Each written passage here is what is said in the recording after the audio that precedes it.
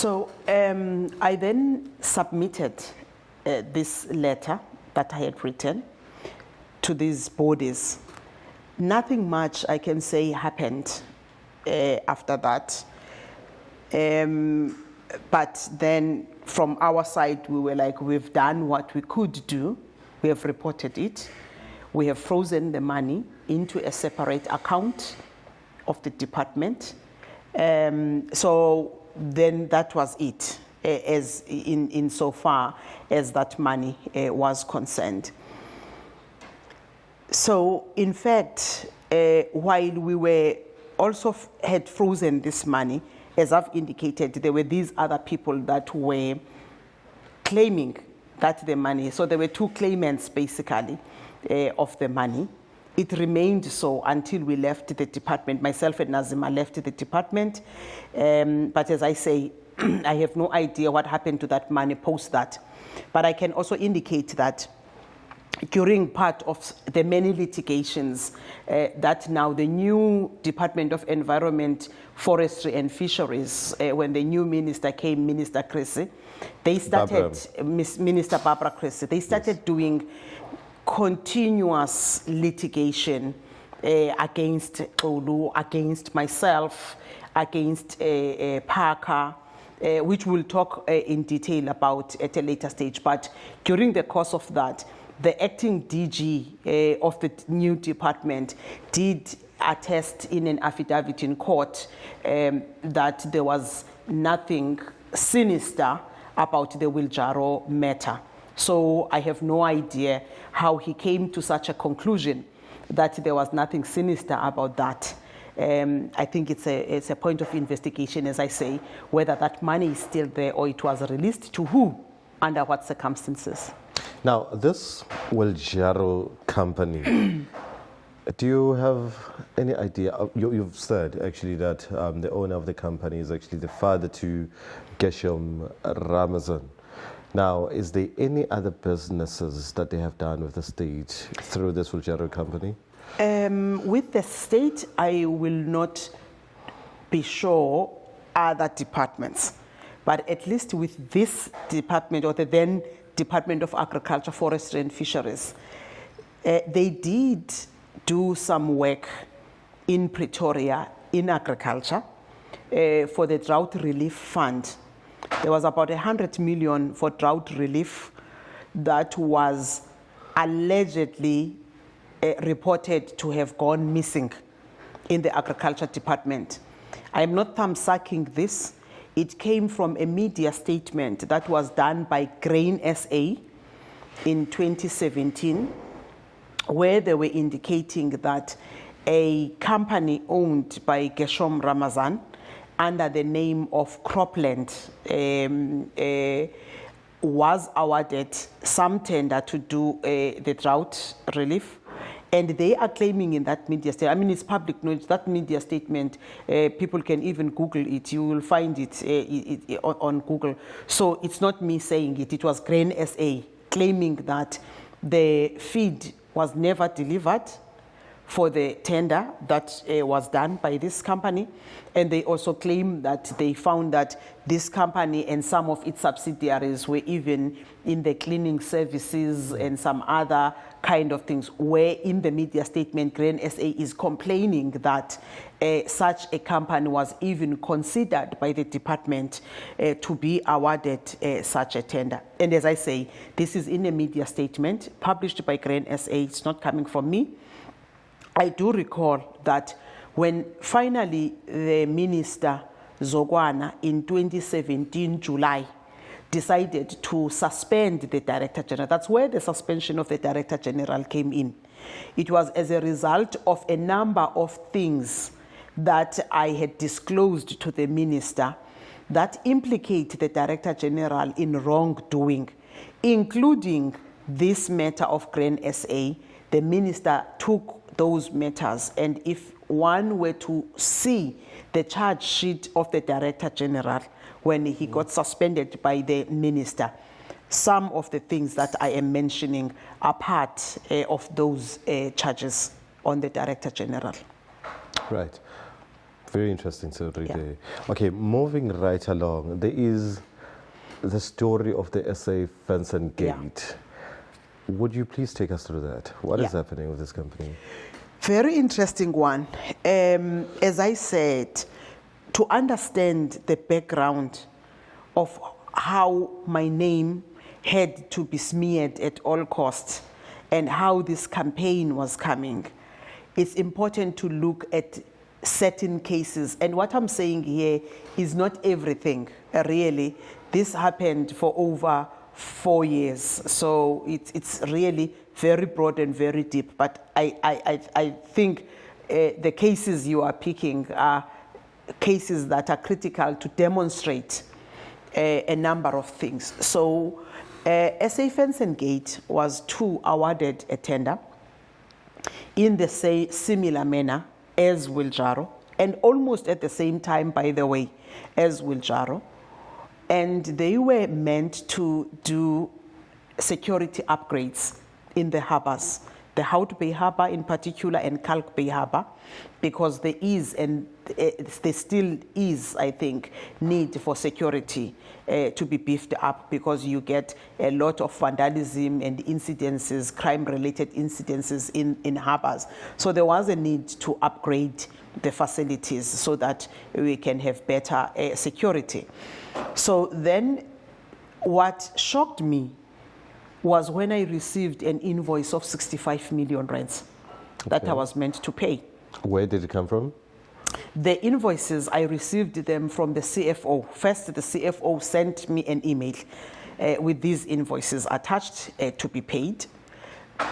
I then wanted to confirm if the work was done. And I confirmed with the harbour master of Hout Bay, because obviously I don't go to harbors on a daily basis. I wouldn't know if the work was done or not. So I had to ask somebody. So the harbour master confirms to me that SA Fenton Gate people never did any work. They brought a container, one container, and she says the container was empty because they said they were going to use it as an office, basically, and they took back that container. Now I'm like, okay, you brought a container, no work done, no camera, no single nothing, and you are claiming 65 million to be paid. I'm definitely not going to pay that. Now, the reason why it had to be me signing this invoice for payment is because the budget that was going to be used for these upgrades was coming from my own cost centers, which was the budget that was in my office. So hence it needed my signature for them to be paid. So obviously I did not pay. So in terms of monitoring the work done, yeah, obviously in your case there was no work done. Who was responsible for that? Because I understand if you employ or hire someone to actually come and, undertake this project, you need to have someone actually looking at the work done, and before you can actually pay them or remunerate them for the work that is supposed to be done. Absolutely. There has to be a process. Who was responsible for that? The process of verification would have been various people in the value chain that would have been responsible for at least confirming if the work was done. Correct. The first, as I indicate, would have been the harbour master of that particular harbour. Secondly, it would have been the chief director responsible for harbours. So in the fisheries department, harbours fall under the chief directorate, which is aquaculture and economic development. So harbours are a unit within that chief directorate. So and who was responsible for that unit? No, the chief director of that unit reported to me. Okay. Yes. So, but obviously you would have to have some people from the office of the CFO themselves, at least confirming what is done vis-a-vis what is being claimed. So those would have been your various verifications to be done. But as I indicated, we found that the work was never done. But what was strange about this work not done of SA Fenton Gate was the various calls that I was getting. In fact, the Director General was literally calling me, putting me under pressure to sign these invoices, and I refused to do so. What steps did you take? Steps to Obviously, here's the Director General forcing you to sign these invoices. Yeah. Did you perhaps report this matter to the minister? I did not know, not at that stage, because I obviously did not take it serious. Let me be honest. I first did not take serious that people would claim 65 million when they know they have not done any work. But when it persisted, these calls were persisting, and these calls were coming from other ministers as well. I was like, oh my goodness, this thing sounds serious. Then the DG's call as well, at some point, he was almost authoritative and kind of forcing me to that this must be done. I then proposed to the DG that maybe DG, you need to convene a meeting. In that meeting, I must be present, the harbour master must be present, the CFO must be present, you must be present, so that we can really discuss about this matter. This meeting happens in May 2018. I can't remember the date, but May 2018, the DG sends me a memorandum that I must come to the meeting. He will be in Cape Town. So the meeting did take place in his boardroom here in Cape Town, in the DG's office in Cape Town.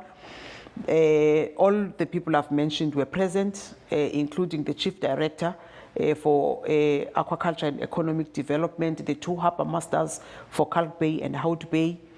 And the DG was clear in that meeting that he's convening this meeting to make sure that we pay SFNs and Gate. Okay. So I then raised to the DG that DG, there is the harbour master. And she again confirmed that work is not done. And I pointed to him that there was even an audit report by SNG about the irregularities centering around this contract. He then undertook or gave us a mission that we must go and at least evaluate what is it exactly that we owe them. It may not be 65 million, but we must make a determination of what work was done, and we must determine how much they must be paid. I insisted that DG, no work was done. There is even nothing to evaluate, unless you are going to evaluate in a container that came and it was empty and it was there. What do you evaluate there? There is nothing to evaluate. So that was not... Now, what was then his response? That was May 2018, as I say. And then the minister, Sogwana, also calls me to ask me about this payment, also indicating that there are queries about this payment. Can I ensure that I facilitate the payment? Did he perhaps mention where these queries were coming from? He did not. He did not. And he also made mention that there were ministers, there were several ministers calling you, yes, insisting that you have to facilitate this payment. Yes, exactly so, exactly. So then minister calls me as well, asking me to do this payment. Then I'm like, no, this thing is serious. In fact, minister even has the copies of these invoices. He sends these invoices to me by WhatsApp to say these are the invoices, because I wanted to be sure if we are talking about the same thing of this SFNs and Gate and the work that needs to be done. I mean, to be paid for. So then I explained to minister. Then minister says to me, no, if that's the case, I should not, because he was under the impression that the work was done, and it was just an administrative glitch that these invoices were not paid. I then requested him to deal with the matter politically, because I could see that this matter was more political than anything else. So that was it with SFNs and Gate. So we ended up not paying. Then I was getting emails from SFNs and Gate people, and then even the DG himself kept calling. And now remember, as I say, it was May. The meeting happened May 2018. Then the DG suspends me 14 June 2018. So and then I was on suspension for almost 9 months. Okay, before we get into that, now the SA Fence and Gate, South Africans have an idea of, what happened in terms of, the tender that went out under the Public Works Minister, what's her name, Patricia de Lille. We have a story where a fence, in Zimbabwe had actually fallen down, and a tender was actually issued, and these guys, SA Fence and Gate, were supposed to put up, some sort of fence, a wall, I don't know what it is. And when they went there, they found that the work that was actually done there was not worth the money that was paid into this company, the SA Fence and Gate. Any idea who owns this company and why do they keep getting this? I know the story. I know the story around Public Works, but I was not aware that it was as well there SA Fence and Gate. I was really not aware. That's quite interesting then. And if that is the case, I would wonder why they would keep doing substandard work, but at least there, I must appreciate there was a fence they did put up. Albeit the standard. In my case, there was not even a single camera that was put up. And I think here, Thabo, I want to emphasize the pressure and the dangers of professionals in the civil service who are trying to do their work at the best of their ability, who then put under pressure by these politically motivated work or tenders and everything. And I think this is something that is very serious, and I think South Africans need to take serious. There is a need to professionalize the civil service, and a lot of professionals that are of good standard are leaving the public service for one reason or the other. Of course, some live under the circumstances under which I left.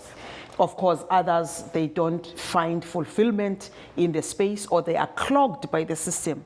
But there is something really fundamentally wrong with the system in public service that chokes professionals in the space. And in the center of this is these politically motivated actions. I mean, we have seen in the issue of the PPEs, the little that we have seen where people say, I was pressured to do this, there was an expectation to do this, and you could pin to say that some instructions come from high above there.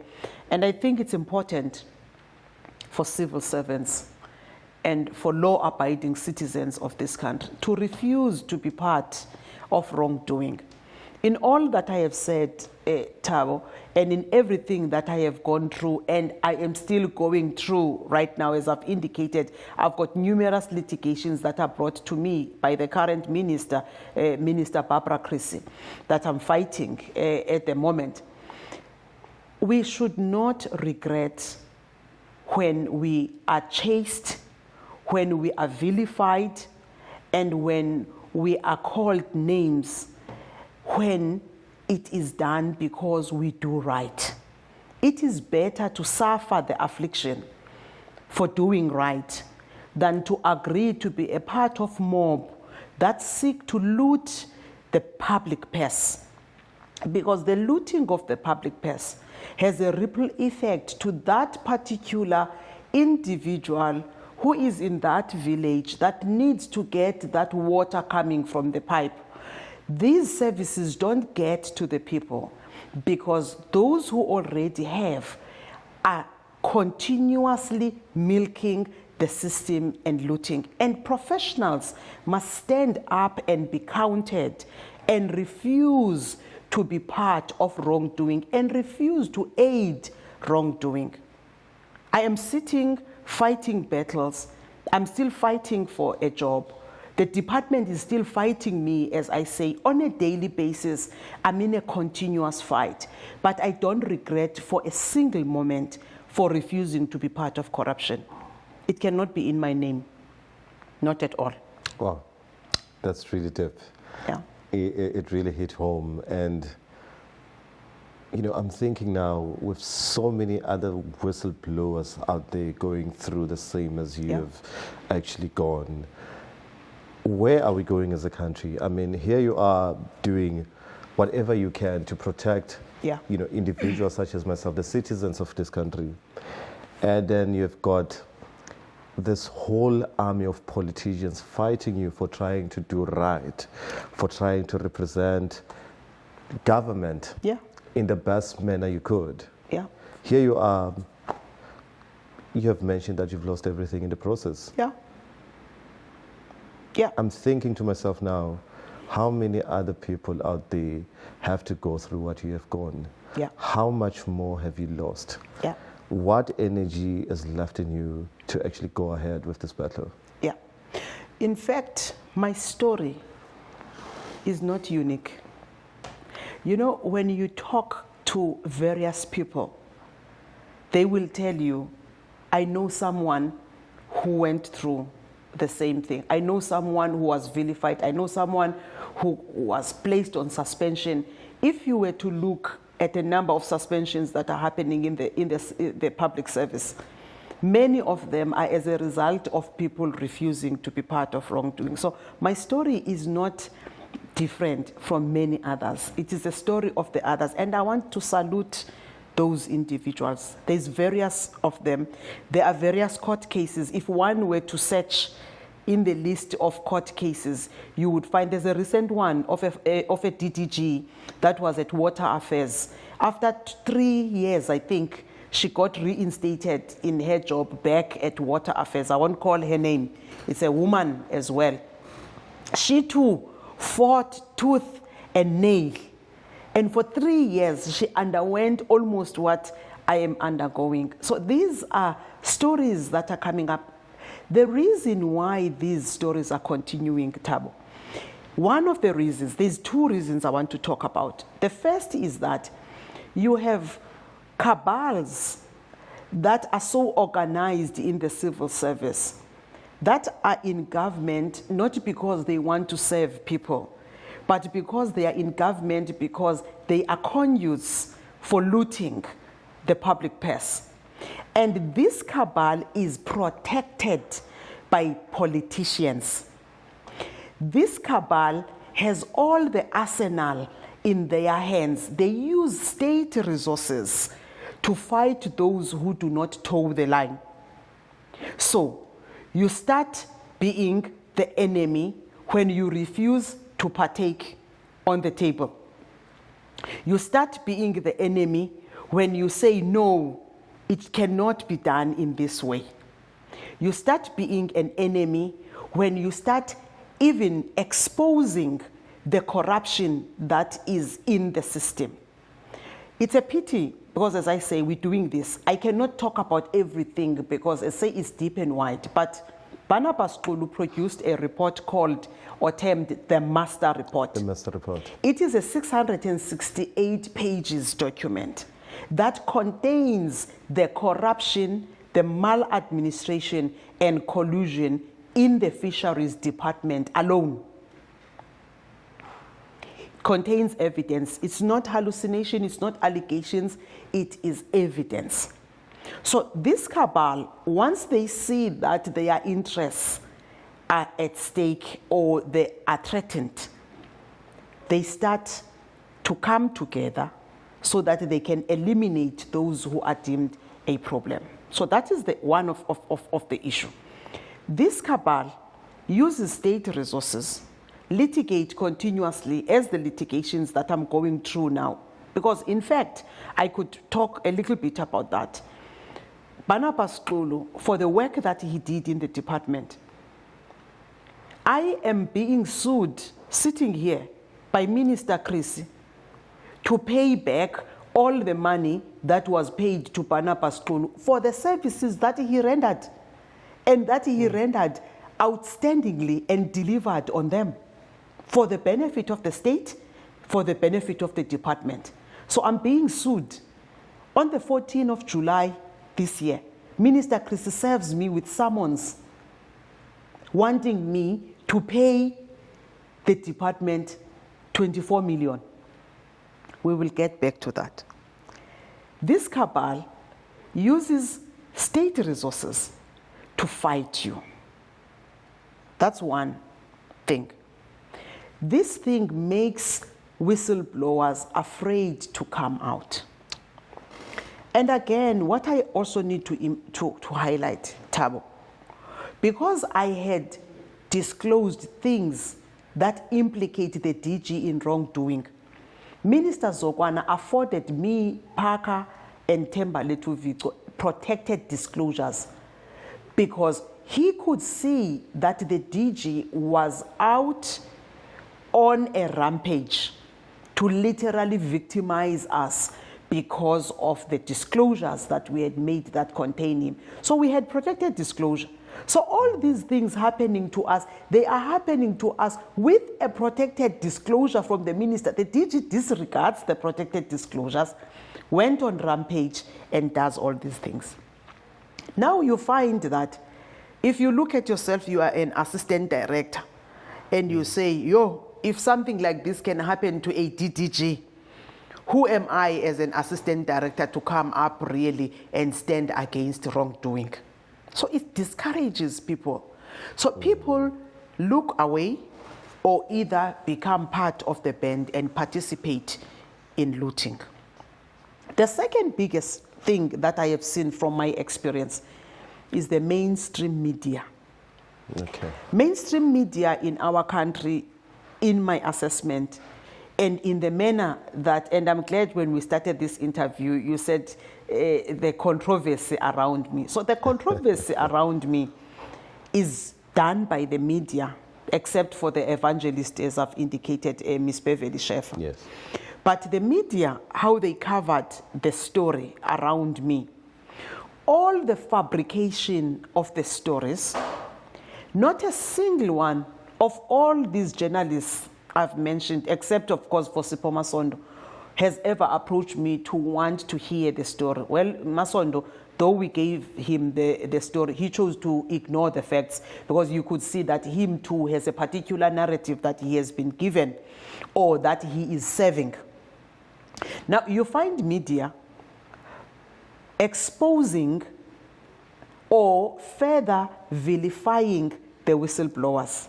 Oh, I did not include Daily Maverick, by the way, in the list of these. Daily Mavericks is part of them. Marianne Tam in particular and Polly van Wyk.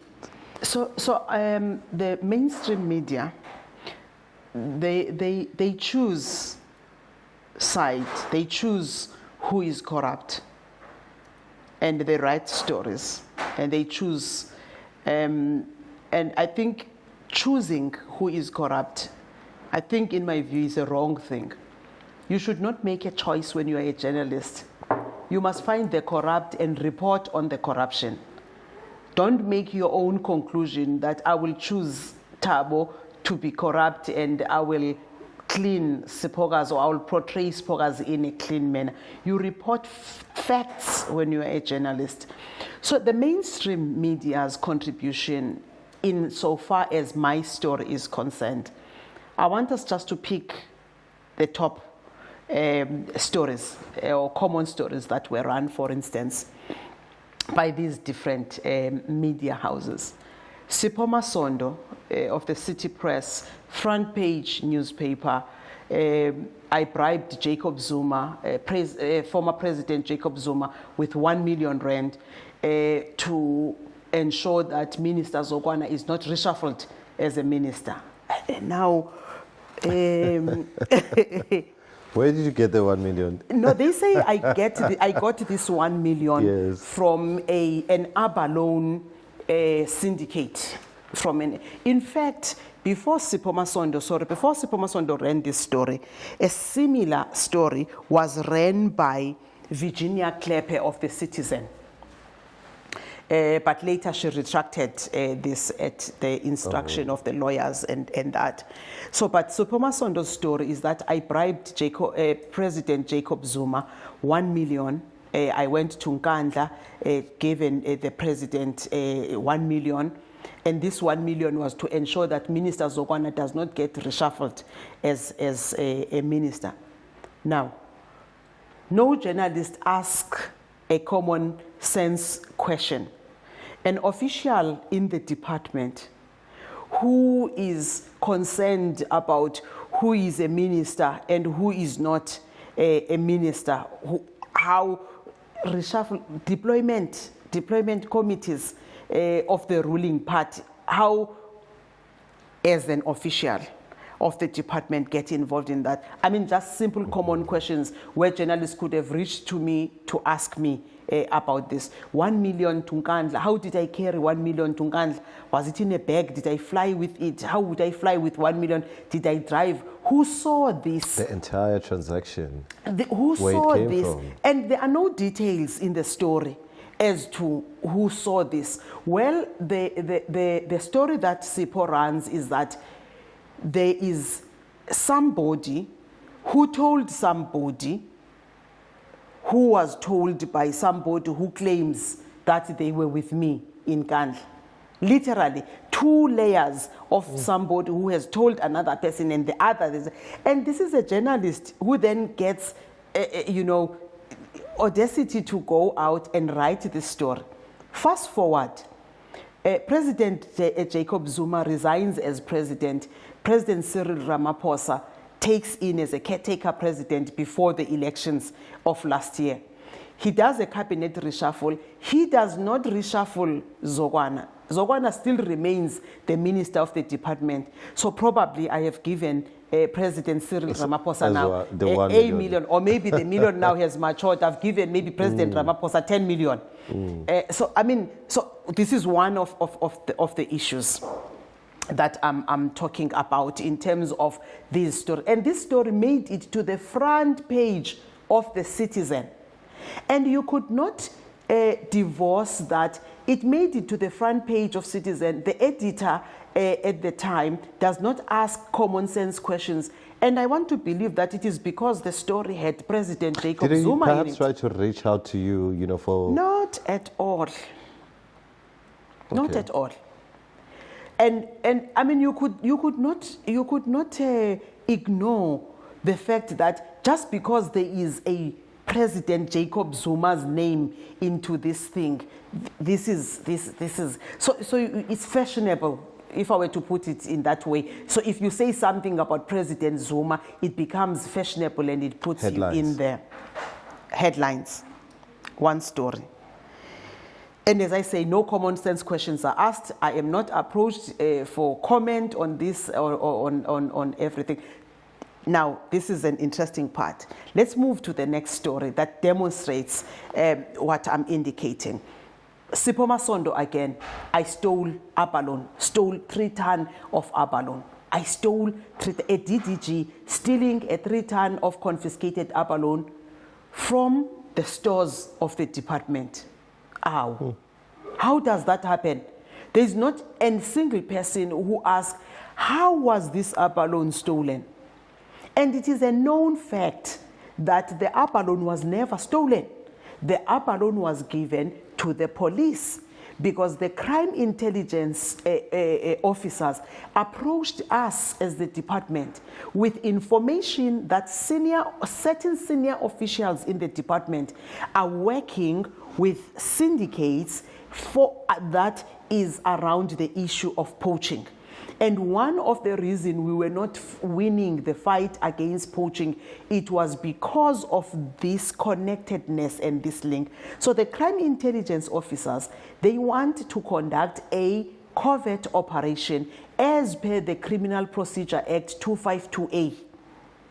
So the abalone is handed over to the police, it is recorded, the police acknowledge it, and the police keep this abalone. The police return the abalone.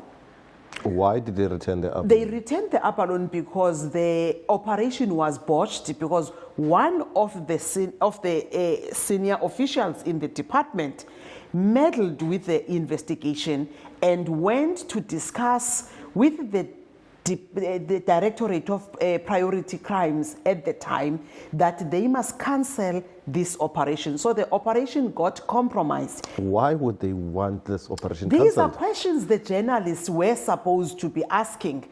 These are the questions that Sipho Masondo should have been asking. But Sipho Masondo chooses to write a story that I stole abalone. Funny enough, the Director General himself believes this story that I have stolen this abalone. He goes ahead, he populates a charge sheet charging me for stealing the abalone. Interesting enough, Was there a report that confirmed that you had actually stolen the abalone? there is no report, there was no investigation that was done, nothing of some sort.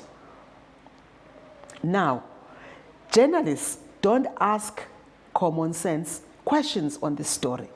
Sipho Masondo runs with this story. Now, where it gets interesting, other media houses don't verify the story themselves.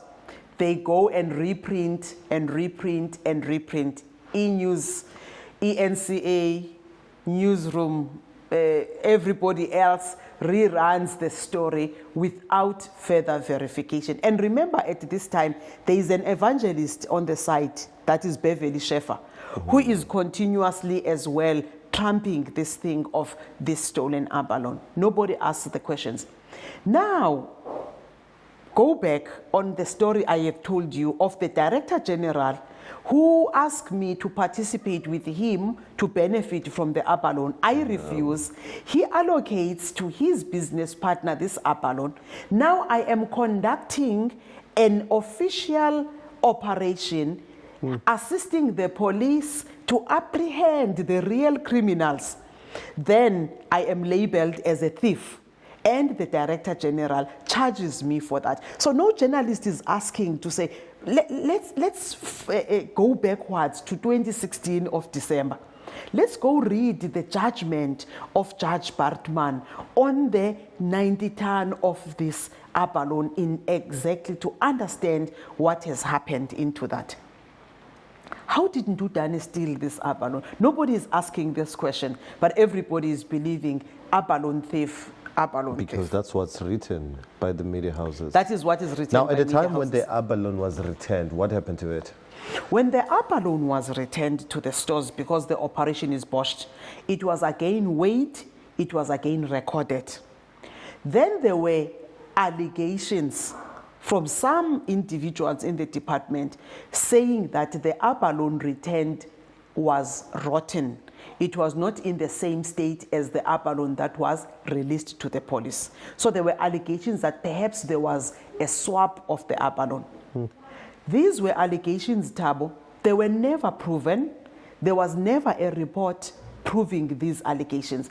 But even if these allegations were there, the police had to be the ones to answer about that. Because as an official of the department performing my duties, I cannot not collaborate with the police. So I released the abalone to the police. If the police indeed returned it rotten, who should answer for that?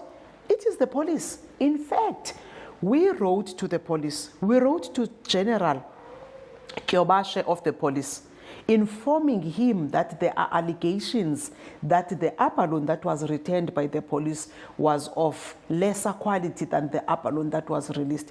And we requested them to do what? An investigation. All this is documented. The evidence is there. People can view the evidence on themselves, on their own.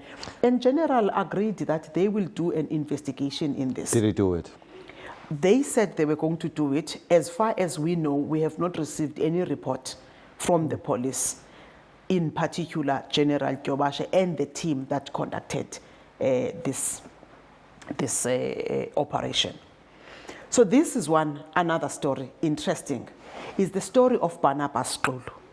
Now, Barnabas Xulu gets appointed first by the Director General to perform certain duties in the department, then by the minister. Now, Caiphas writes about 55 million went missing because it has paid monies to private lawyers, which is Barnabas Xulu, and some certain balance is missing, purportedly that there are some monies that are unaccounted for. But the biggest thing the media is portraying about Barnabas Xulu, when they write the stories, Barnabas Xulu, Zuma, stroke, Hlophe lawyer. So you can literally see that, hang on, this is not really about the work that Barnabas Xulu did. Quickly, I zoom into the work that Barnabas did in the department. Barnabas defended the Viking transformation case, and he defended it successfully, and the department won that case with 70% of the costs. So the department got 70% of the legal costs back to the department. The other biggest case Barnabas deals with is the Bengis case, Arnold Bengis. Arnold Bengis, a convicted fraudster that has defrauded South Africa and her people of the lobster resources for over 18 years. He is found guilty. He is sentenced by the American court. The South African government at the time and the officials of the department leave the case hanging, unconcluded.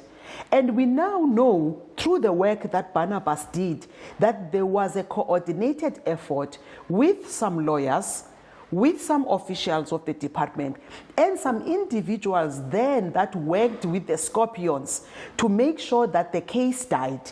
So here Barnabas comes, resuscitates a case that has been killed deliberately for many years, and he comes back with 150 million. As I speak to you, Thabo, Barnabas recovered 150 million for the state. It is sitting in the coffers of the state. But when then they write articles, they write the articles about exorbitant fees and everything. What is 24 million? No mention is made about the recoveries. No mention is made. Well, all these people, Marianne Tam, Polly van Veek of Daily Maverick, when they write about this Zuma stroke Hlophe lawyer, they write about it, but they forget to write about the work that was done. As if though there's something wrong with representing either Hlophe or Zuma. I mean, anybody can... Even that, Xulu is contracted by the department, by the Director General, on agreed fees. Xulu's fees were agreed with the department. There's a service level agreement that outlines how much Xulu is going to bill for what. It's there, it's signed off, everything. Now Xulu is paid for the work that he has done.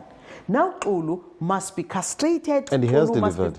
He has delivered beyond expectation. As I'm saying to you, the Bengis case, 150 million is with the state. The Bengis case, the recovery of the cost. Now, interesting enough, where Xulu ventured, in my view, that where he stepped into big ugly toes was to deal with the Wiljaro case of the business partner of the Director General, because it was Xulu who defended that case and defended it successfully. It was Xulu who exposed the corruption at fisheries through that report, which is the master report, and other cases that Xulu was doing.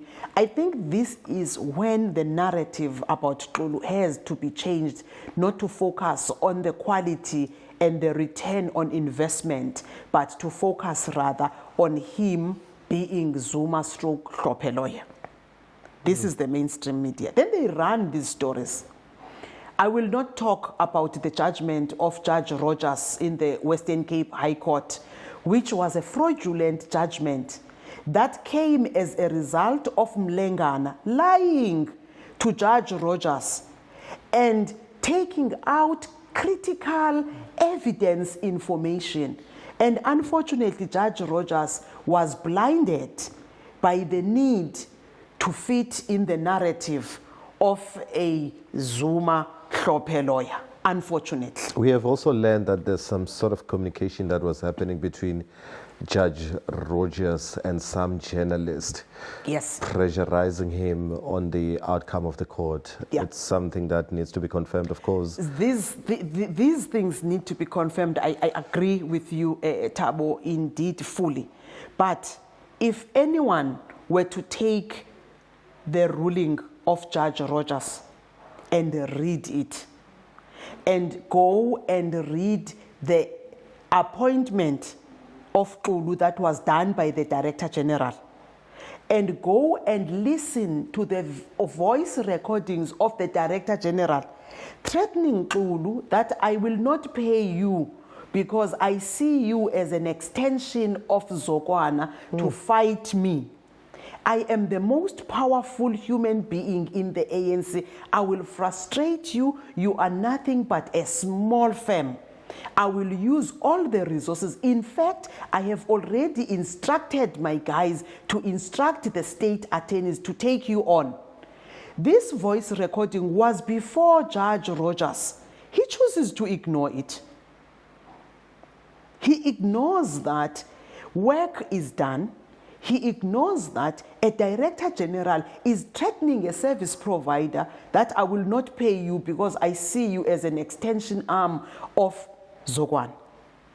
So you were suspended by your Director General. You got back into the department. Yeah. And then you resigned and actually got hired. In fact, I was suspended twice. Okay. Tell us a bit The about Director that. General suspends me in, so let's reverse a bit. The Director General is suspended by Zokwana July 2017. He comes back almost a year later on the basis of the Apleni judgment. Apleni, who was the DG of Home Affairs at the time, and Apleni then was deemed to get a ruling that the minister is not legally equipped for disciplining DGs. It is the president that can do that. So he got to come back to work on the basis that it must be the president taking disciplinary action against the Director General. So he comes back. 2 weeks he is back. He was on my case, chasing me, and he suspends me on June of 2018. Now, according to the Public Service Act and its regulations and the SMS handbook, Senior Service Management Handbook, you must convene a disciplinary hearing within 60 days. 60 days passes, the DG has not conducted my hearing. The next 60 days passes, the DG has not conducted my hearing. Then I approached the Cape Town High Court to have this really set aside because there was no basis. And I could see that the DG did not want to conduct my hearing because there was no case against me. He had crafted up and drummed up these 75 charges and leaked this charge sheet to Beverly Schaefer of the DA, who called a press conference about how corrupt I am. And the media prints these things without even talking to me or verifying these things.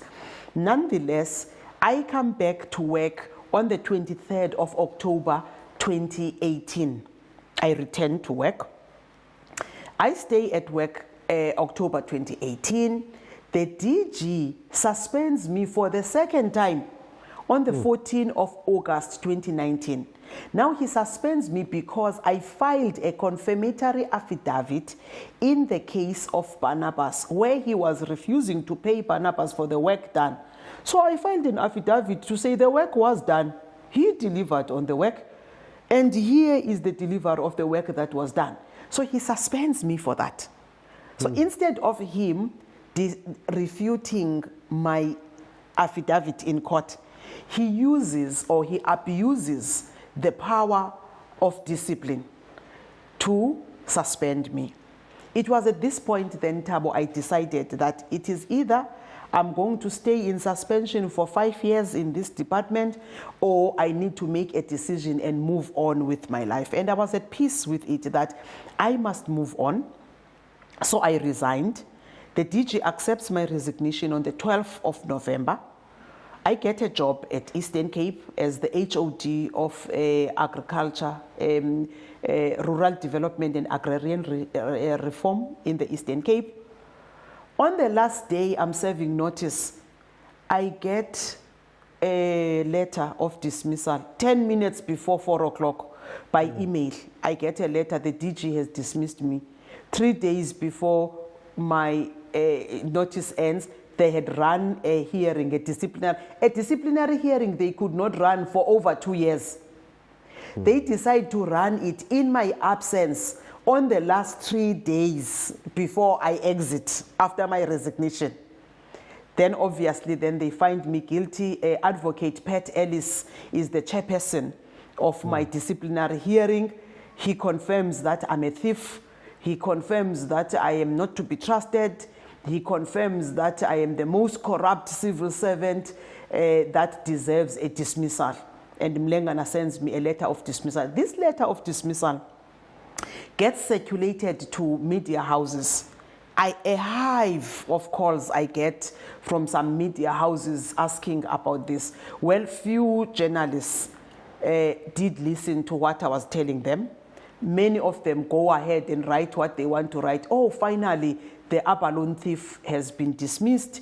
Mlengana has done the right thing. And Beverly Schaefer also issues a statement applauding and saying, oh, Mlengana has done a right thing by finally firing this abalone thief.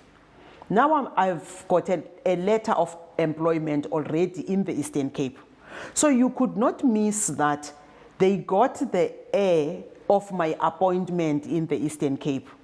And they ran the disciplinary hearing on the last days of my thing because they were aiming to block me from assuming duties in the Eastern Cape. And truly, it did happen. Because when I was supposed to start at the Eastern Cape on the 2nd of January, I get a letter from the Premier of the Eastern Cape saying that I cannot start at work because I was dismissed in my previous employment. And according to government, if you are dismissed, you cannot work for government for another 5 years. So my sanction is to wait for 5 years. Ow, I already have a contract with you. I was not dismissed at the time you appointed me. Yes. At the interview, when I came to the interviews, I disclosed to you my protracted suspensions and the issues that I have in the department. Despite that, you went ahead and you appointed me. So I've got an appointment letter, but you're telling me that I cannot start at work.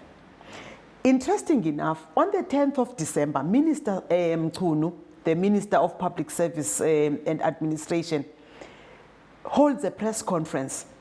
He was holding a press conference about the revised ministerial handbook. In the course of this press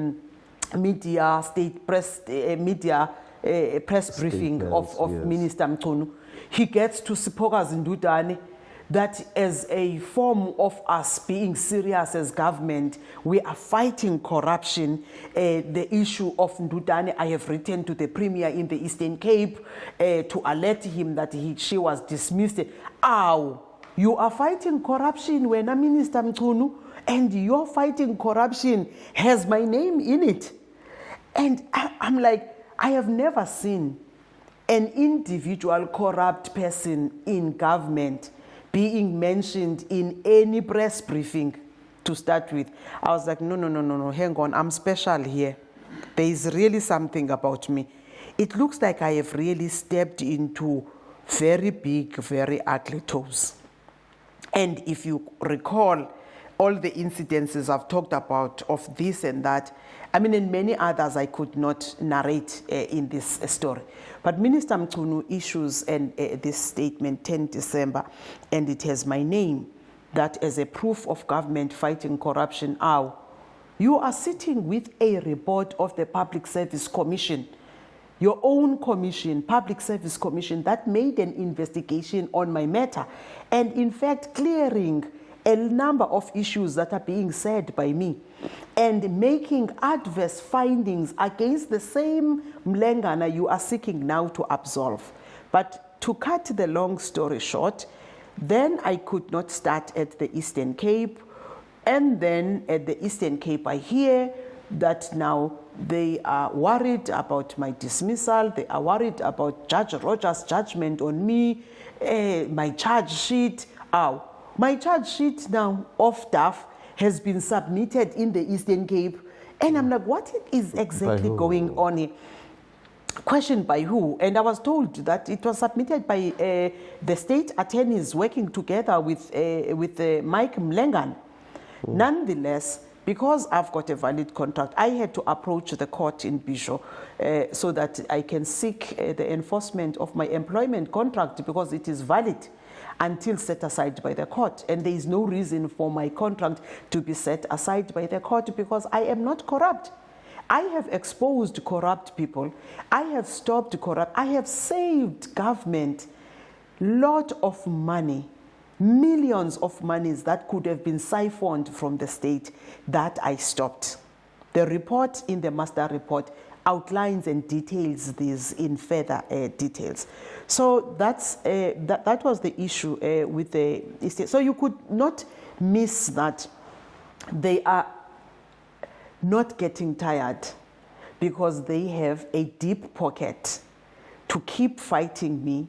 When I have decided to leave the department, they are keeping on fighting me, literally. And as I've said to you, Minister Chrissy has served me with summons, suing me to pay the department the monies that were paid to Kulu for the work that was done, while they are sitting with the money and they are reaping the rewards of the work that was done.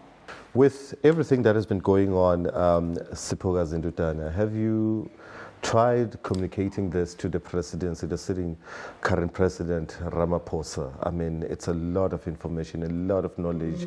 I'm sure he would be interested in knowing what is actually going on at the department. The president is aware of my case. The president is aware of the issues that have been happening in the Department of Agriculture, Forest and Fisheries. The PSC report was served to the president. The minister then, Zokwana, had appointed Professor Paul Benjamin of Chittle and Thompson to appraise the president of the issues because he wanted the president to take action against the DG or to give the powers to the minister to deal with the Director General. The reports have been with the presidency. My lawyers had written a letter. There's a letter that was written by my lawyers to the presidency. So the president is aware and the president has the reports. Did he acknowledge? Yes. The Office of the President, the advisor to the president, Advocate Jele, acknowledged receipt of this. And what happened after that? There is nothing that happened after that. Any follow-up from you? I don't wish to do follow-up in the Office of the President. I think he's too busy. They are too busy but they are aware. And I think if they deem necessary to take action, they would. If they don't, I will fight my own battles. Right, so with the type of laws we have, and obviously I'm speaking of protocol you need to follow in government and having to report these matters of corruption, all the criminal activities that take place in government. Do you feel that sort of, maybe protocol hinders the way in which government has to deal with corruption as a whole? I don't think the protocols are a hindrance. I think they are clear. Government prescripts are clear how to deal with corruption, report corruption, to deal with it. It's very clear. I think what is the hindrance is the people or the individuals that occupy these positions who ought to take the action. They choose either to look the other way around if the action to be taken is on the individuals they are associated with, whether it is their comrades or it's their friends or it is people they are looting together with. So I think the processes themselves, I would not fault the processes, but I think the issue is on the people who occupy these positions, who choose not to act at the time when it matters the most. An example, for instance, going back to that, the Office of the Public Service Commission, because they are a Chapter 10 constitutional body that oversees the public service. They were appraised about the matter. They quickly took up the matter. They investigated them, thoroughly investigated the matter. Of course, it took long because the matters were big and broad and very deep. But they delivered a report of which is supposed to be served to Parliament. A report which the Minister of now Agriculture should take up and act upon with the clear recommendations, a report that Minister Barbara Crecy should take up the recommendations. But the two ministers chose not to take action on the recommendations of the Public Service Commission. They chose not to act. And I cannot falter them by not acting. Probably they too don't want to act because it implicates the most powerful or the so-called most powerful. So I think the issue here is not on the processes themselves. It is on the individuals that are in the positions of power who are empowered to make sure that they fight corruption, they expose corruption, and they protect those who are victimized within that. Instead of doing that, they either look the other way around, and as I've mentioned, Minister Crecy did not even choose to look the other way. She chose to even further victimize me. So I think it is the individuals rather than the process. Now, as a whistleblower, a woman in particular, Yeah. do you feel the system has been used against you? Do you feel victimized? And had you been a man, having done everything you've done, whistleblowing, you know, having to expose this corruption that is happening at the Department of Fisheries, do you feel you would have been treated differently if you were a man? Definitely. I would have been treated differently if I were to be a man. I am saying that because the previous DDGs, it's not the first time there are controversies around fisheries in South Africa. Go way back, you go way back to previous years. But most of the DDGs, or if not all of the DDGs at fisheries, at least those that were permanent, I'm not going to talk about those that acted for short stint, but the DDGs at fisheries have always been men.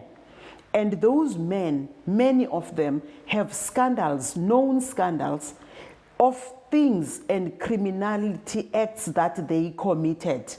They were let scot-free, literally scot-free. Some of them are still in the system of government. Some got redeployed, got promoted and appointed DGs in various other departments.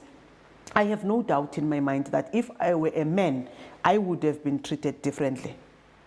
Former DDG of the Department of Fisheries, Siphokazi Ndudane, this was an exclusive interview, and I'm very grateful that you actually, you know, allowed to speak to us. I understand that you've been worried in the manner in which the media has covered you while we're here, and I believe that we have actually given out the people the information they actually expected from you, because this, for me, was very enlightening. We needed to hear your side of the story, and thank you so much for actually blessing us with that.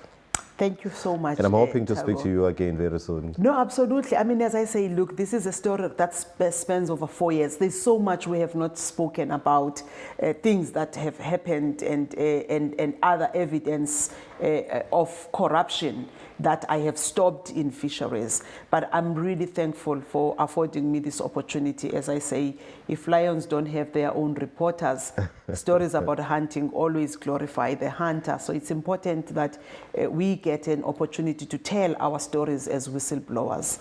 And thank you so much. Thank you. I really appreciate it. It's a wrap.